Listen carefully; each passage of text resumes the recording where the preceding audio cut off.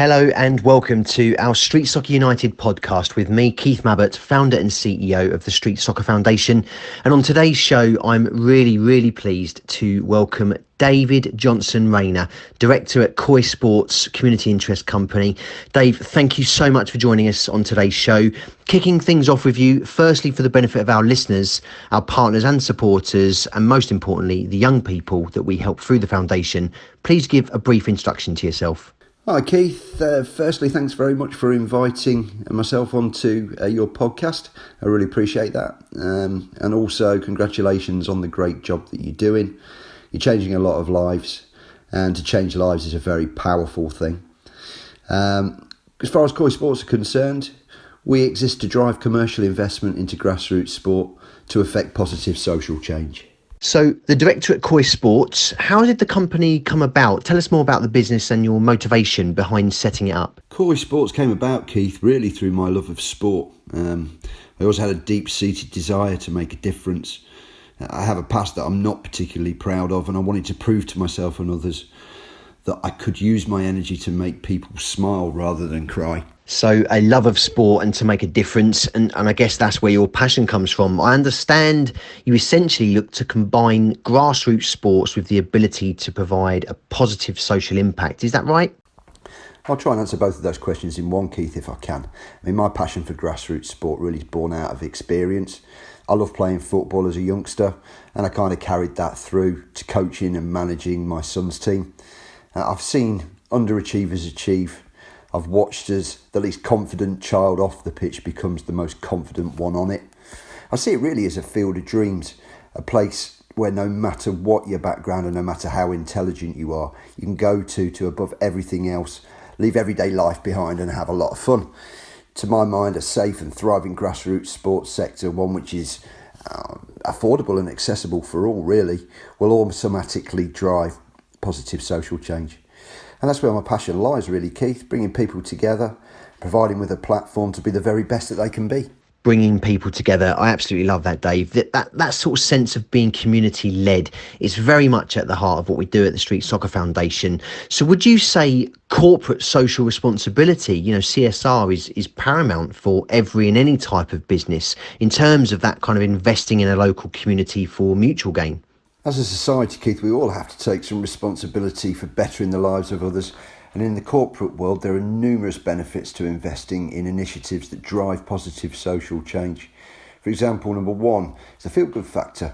It's great to know that you're actually doing your bit to enhance the lives of others. It delivers a natural buzz, really. And number two, in today's world, if you want to compete for the most profitable of work, you have to be able to demonstrate that you give back and you invest in your local community. Number three, if you want to become an employer of choice, you have to earn it. Some of the brightest young minds out there will base their choice of who to work for on how socially aware the business is. And number four, enhancing the reputation of your company will bring its own rewards. A corporate social responsibility can be the unique selling point, the USP, that determines whether or not customers will buy from you.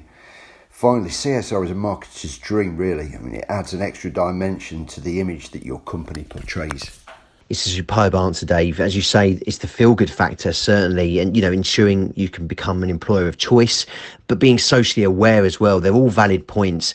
So moving on from this then, what sort of strategies are you and Koi Sports implementing, would you say, in terms of supporting those minority communities and sports clubs, and organisations in those surrounding areas?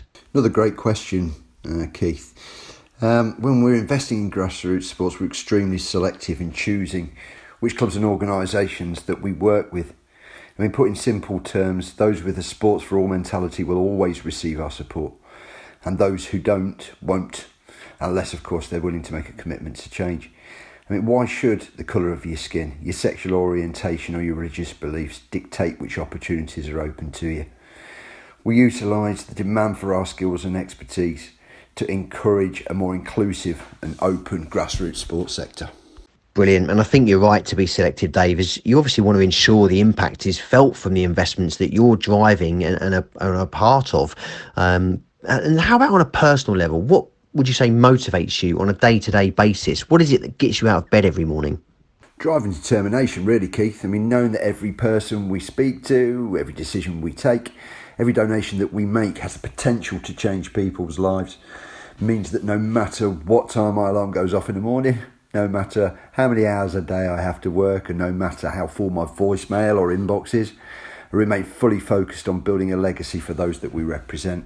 And to be honest, I've never really lacked motivation, Keith. It's like a drug to me that supercharges my mind and keeps the adrenaline flowing. Love that. Drive and determination and the potential to change people's lives. You're absolutely right. And that totally resonates with me too, Dave. You know, that in what you do, helping to drive a legacy through the work achieved of your own firm and the partners that you bring on. It's fantastic stuff that, you know, you do. Now, I also know you've recently become a co-director of Gillingham Town Football Club in Kent. How did this all come about and what's the kind of thinking behind it? What have you got planned going forward? Yeah, Keith, I mean, this has to be one of the most exciting projects I've ever been involved in. And believe me, mate, I've been involved in a few. I mean, Gillingham Town Football Club is a club that was born out of a person's desire to change the lives of those who were what you might call down in the luck. And from there, the progress they've made in developing the club really has to be admired. I mean, it's a true community club that delivers opportunity and education for those who want to follow a career in sport. And the work they do actually attracted the attention of two Arsenal players, Eduardo and Danielson. Two great human beings, really, Keith. They backed the club financially and they were happy to lend their names to benefit its future. We have some really exciting plans to build the club, enhance it and make it quite an exciting opportunity on a long-term basis, not least of all through twinning it with Danielson's academy, which opens next year. In some of the most poorest parts of Brazil, and gives those who engage the opportunity to experience different cultures and potentially get spotted and who knows, maybe become a professional footballer. I mean, it's a real honour for me to be asked to be part of that club, and I'd like to pass on my respect to the board members who have done the work that they've done already to bring us to the point that we're at now. Eduardo and Danielson. Wow. And the Danielson Academy and the twinning opportunity sounds absolutely fantastic. Obviously, you know, me being based here in Kent myself, doing a lot of work across the Medway, I greatly look forward to seeing how you guys build the club out. And, you know, from a personal point of view, more than happy to lend my support to the project too, Dave. So really good luck with it. And perhaps I can join you and the guys involved at the first game of when hopefully we can get going again with a new football season. In this relation, how are you coping during this pandemic period that we're in? I mean, what does the future hold for you in Koi Sports? Well, firstly, Keith, we hope that the people that are listening to your podcast are safe and well and healthy. And it seems quite a strange thing to say, really, but the current pandemic's been good for Koi Sports. And with so many clubs from so many different levels struggling through the loss of income due to match and league postponements, the financial investment we can offer has allowed clubs the option to cover the loss of income, safeguard their futures, really, I guess. I mean, the beauty of Koi Sports Together programme is that it costs a club absolutely nothing to engage. Drives financial investment to aid cash flow and aid sustainability by cutting core operational costs. I mean, it's an innovative project, Keith, a programme which we hope will potentially save club lives. Any club that we lose to the current pandemic would be a crying shame, and we hope, well, we'll do everything in our power to make sure that that doesn't happen. In addition, we've been able to extend our support to local businesses and try to help them survive through the current pandemic. The Together programme is just brilliant. And I'll say right now, Dave, we as a foundation, we're immensely grateful to you and Koi Sports for your belief in us, you know, and the valued partnership that we have with you guys. I know that we've got some terrific and exciting times ahead working together, particularly when we can pick things up again up in Leicestershire with our academy programme there, alongside the superb team at the club's Community Trust.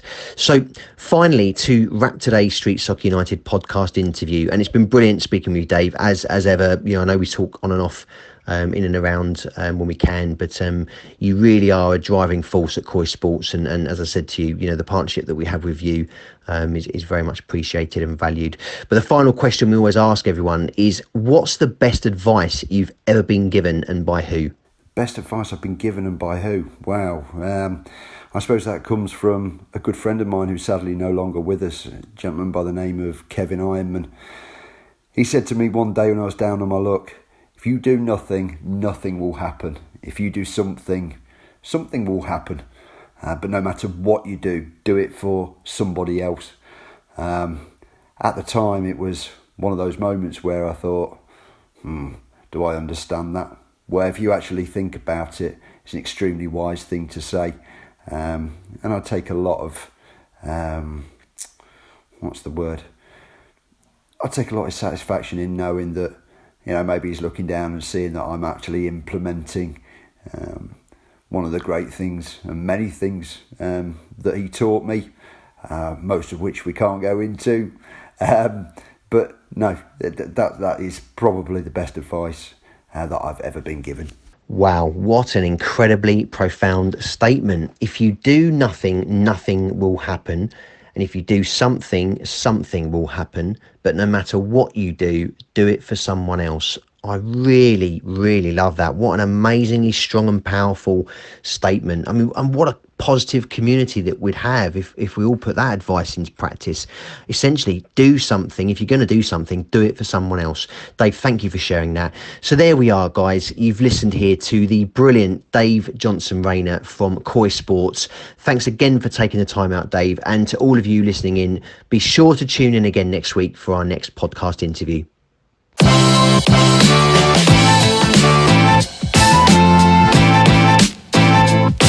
Right.